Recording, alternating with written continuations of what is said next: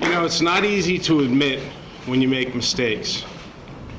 And I said this on the floor of the Senate last year, probably the most important speech I was ever going to give, that I made a terrible mistake, a political calculation, and I didn't look at the issue for what it was.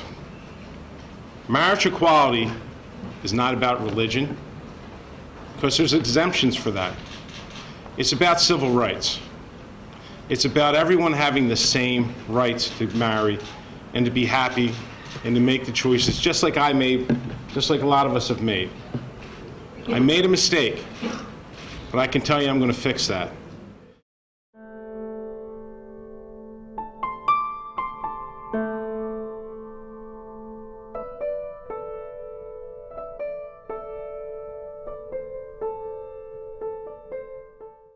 This is, I think, a very bright moment in the history of New Jersey, and indeed for civil rights in the state of New Jersey.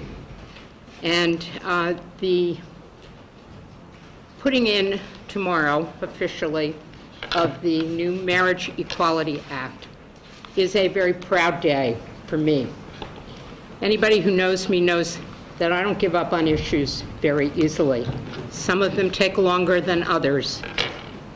And this one might have taken a little longer than we cared to, but I predict a very bright future for it. Listen, folks, the world has changed since this bill came up in 2009. I've never seen a civil rights movement spin so fast. It's like a dreidel on steroids.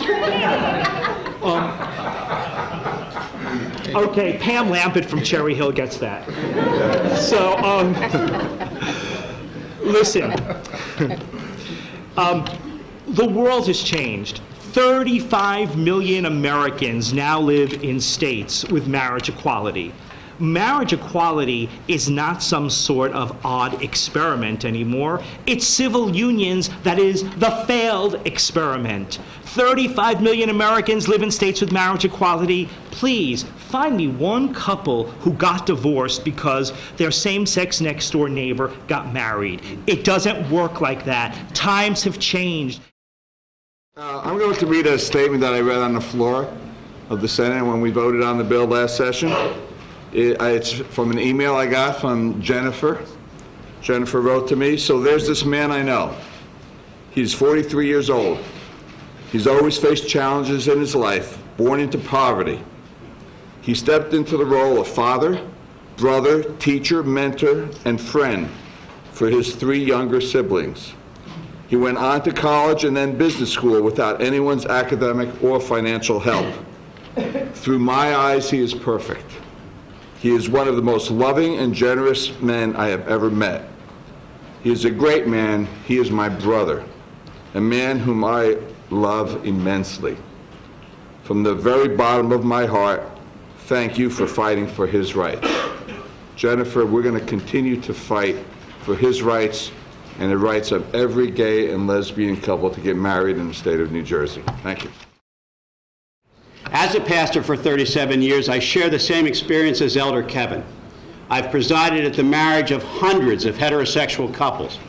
I have never worried at one of those marriages about whether or not someone will recognize what it means when someone says that person is my husband or that person is my wife. Whoever they address that word to immediately understands the responsibilities of what it means to be in a marriage. When I presided over civil unions since 2007, I don't have the same assurance, since the state of New Jersey only allows them to be identified as civil union partners. I don't feel that there's any guarantee that their relationship will be recognized. You would think that after going national and even international with our story, that things would have changed over the past 2 years, that society would have begun to understand and respect our civil union relationship. Well, it hasn't changed. We continue to have to explain the nature of our relationship to multiple people in a myriad of situations. And even today, my otherwise very supportive employer will only guarantee civil union health care benefits on a year-to-year basis. I was trying to explain this to my 8-year-old granddaughter, who was born, by the way, when I was working on the first domestic partnership bill, and the entire lesbian, gay, bisexual, transgendered, whatever coalition were in my office at the moment of her birth when I heard her cry for the first time. She's now 8 years old, and I was explaining what we were doing next. And I asked her what she thought about it, and she looked at me and said, "You should be allowed to marry anybody you love and feel comfortable with." And that's what this is all about, and that's the work that this legislature is going to accomplish. We failed in the Senate 2 years ago. I was part of that. I'm standing here today to tell you we have the votes to pass it. And I think we're going to have more Republican votes than anyone would be surprised. There's a lot of people supporting this. If the governor would open his mind and his heart like I have and recognize what this actually does is a civil rights issue, he'll get that. And that's all it's about.